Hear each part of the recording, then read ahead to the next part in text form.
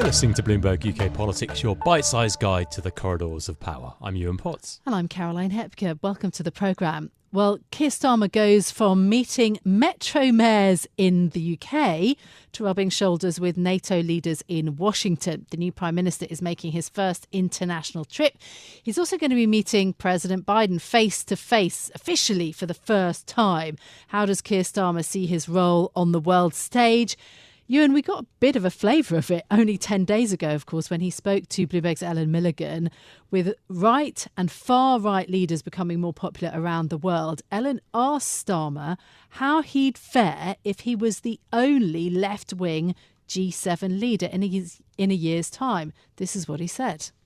Well, let's not get ahead of ourselves on this, but I do think it's very important that we have a strong alliance of progressive democratic voices across Europe and across the world, and we'll cross each bridge as we get to it, but that is an important part of the politics of 2024. Well, that was the cautious Keir Starmer, wasn't it? The weekend before the UK voted in the general election, and now here we are. Yeah, a bit of Starmerite caution. I think in many ways this week's meeting comes with excellent timing for the UK and for Keir Starmer. France and the US in particular are very much in the midst of political turmoil, leaving Britain, for once, looking like a pillar of stability. Looking ahead, though, I think the elephant in the room is what happens in November when the Americans pick their next president. That's, I think, going to overhang this meeting. Yeah, absolutely. Let's bring in Bloomberg's political editor, Alex Wickham, then, for his views on this. Alex, great to have you on the programme. So Keir Starmer, freshly elected, first big moment on the world stage, first official meeting with Biden. What are you expecting? What might it be like? Yeah, it's going to be fascinating, isn't it? Keir Starmer has this opportunity very, very soon after winning the election and taking office to sort of speed date world leaders and allies. He gets to meet President Biden for the first time, never met him before. So that will be very interesting. Number 10 released a sort of video of Keir Starmer almost giddy on the phone to President Biden straight after he won. So they'll have that first meeting. He'll be meeting people like Maloney, who he's never met before, and some others who he has met, like Schultz and Macron, probably sitting between Biden and Zelensky around the NATO table. They do it in alphabetical order by country. So UK will be between the United States and Ukraine. So that'll be fascinating. So he really is catapulted right to the front of the world stage, and at a time where other world leaders are having problems domestically, and he comes in from a position of relative domestic strength off the back of this big election win. And do you think he'll be setting out any kind of clear aims in his head for this meeting, or is it really about sort of building those initial relationships? It's definitely about building the relationships, and don't expect big announcements at this summit, or certainly that's what they've told us to expect, at least. There's a little bit of work being done on things like a UK-EU defence and security pact, which Keir Starmer will want to be talking to European leaders about in Washington. He wants closer relations with the EU in all sorts of areas. Some of them, like trade, are obviously harder and thornier to negotiate. Some are probably easier, like defence and security. But that's a tangible goal that he will be aiming for. So rolling the pitch with those leaders and just really trying to show this sort of feeling that the grown-ups are back in charge of Britain. I mean, how often have we heard that from previous prime ministers? I'm old enough to remember when Rishi Sunak's allies were telling us that the grown-ups were back in charge when he took over. But there will be this sort of feeling that he is a natural ally of some of the leaders in Europe and America. Yes. Having said that, it was quite pointed, wasn't it? Donald Trump, he celebrated the election of Nigel Farage. He sort of bypassed any mention of Keir Starmer. And central also to this event, this NATO summit, is that NATO and Europe seem to be trying to, I'll say, bulletproof NATO against a second Trump presidency. Can they? Is that the aim? It certainly seems to be. Yeah, and it's obviously really hard within months of taking office and wanting to sort out all these domestic problems that Keir Starmer has talked about on the NHS and economic growth and green transition. Well, actually, there's this huge other basket of problems in international relations, whether it's the rise of the far right and populism in Europe, or the struggles of progressive allies in Europe, the rise of Trump in America, the Middle East, what's happening with Israel, potentially escalation in Lebanon. All of these sorts of problems are in his in tray as well. And right at the top of those in November, obviously, is the US election, because that will have, potentially huge consequences for Europe in terms of Russia's war in Ukraine, and Britain's ability as a leading armour and supporter of Ukraine will come into question. What is Britain's role in that war? If Trump was to win, these are huge unknowns that Keir Starmer doesn't know the answer to, and an relatively untested prime minister is going to have to deal with diplomatically on the world stage with pretty hostile characters. Yeah, you mentioned Ukraine. Obviously, that's going to be absolutely central to this meeting. It will be on everybody's mind. Here's how the new Defence Secretary, John Healey, described the relationship with Ukraine. We want to work to make the NATO summit next week a success for Ukraine as well as a success for NATO. We've made the commitment that the UK support for Ukraine will continue. We're looking to step up that support. So my decision to be here on the second day of my job reflects this as our first priority and first commitment to you, to Ukraine. You have the firmest friend to Ukraine in the United Kingdom, and our relationship is a special relationship.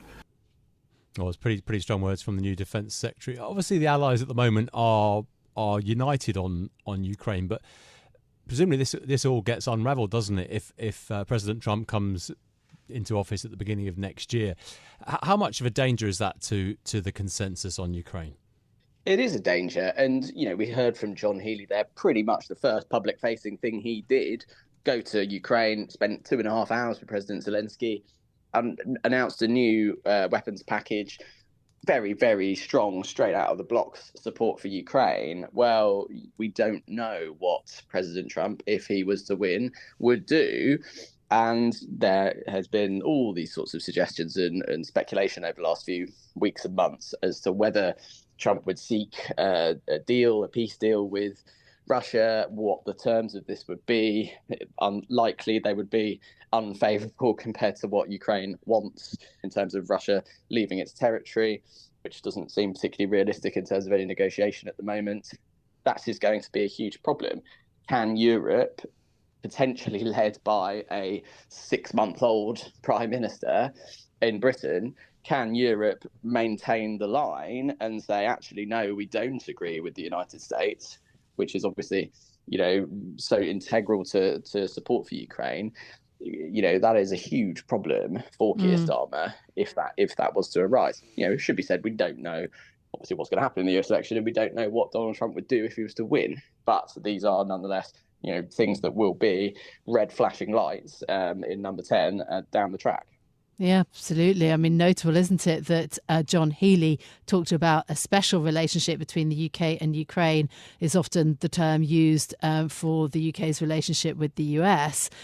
So that also brings us to the other big question, which is on defence spending overall for the UK. So the Labour manifesto pledge was to spend 2.5% of GDP on defence as soon as we can. And the UK, on the one hand, is still one of the biggest NATO spenders at the moment. But will there be pressure to do more? I mean, what will be the questions, do you think, at this summit around defence spending? Absolutely. We're already hearing from diplomats from other countries that are particularly hawkish on defence spending, asking the question of what is Keir Starmer's policy on defence spending, because it is vague. Spending 2.5 as soon as we can, as soon as the public finances allow, doesn't really mean anything. And the previous government under Sunak did, in the last few weeks and months, commit to spending 2.5% of GDP on defence by 2030. That is something that Keir Starmer has not matched. So inevitably, those are going to be the questions that we as journalists ask him on this trip to Washington.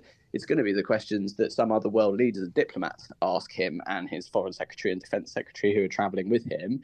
I just wonder, will Labour, will the government try to harden their position a little bit? We're sort of told that not to expect a big new flashy defence spending announcement, but maybe some sort of language that demonstrates that Keir Starmer does take a hawkish view on defence spending and does genuinely want to prioritise it.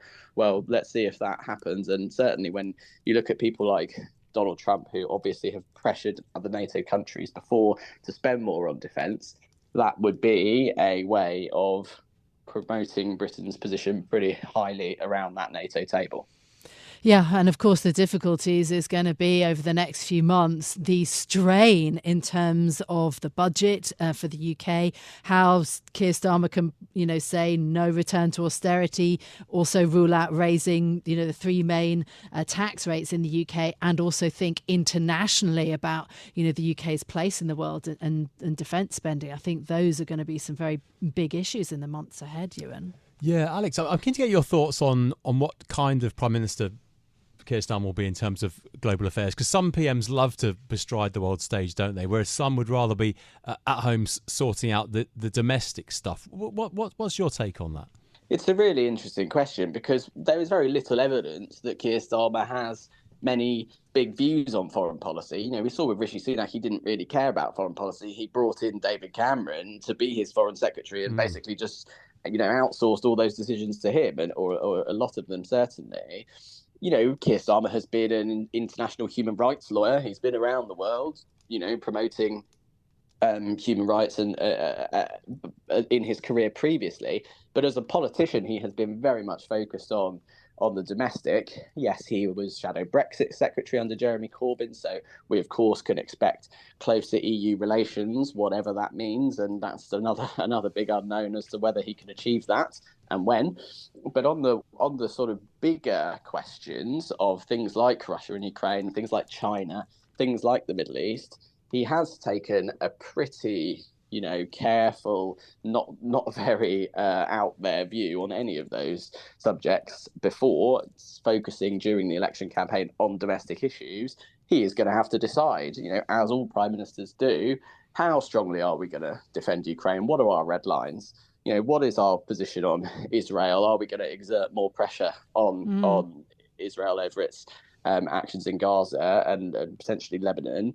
And China, this sort of unanswerable question of the economy versus security, another one for him. So we just don't know the answers to these questions for him at the moment.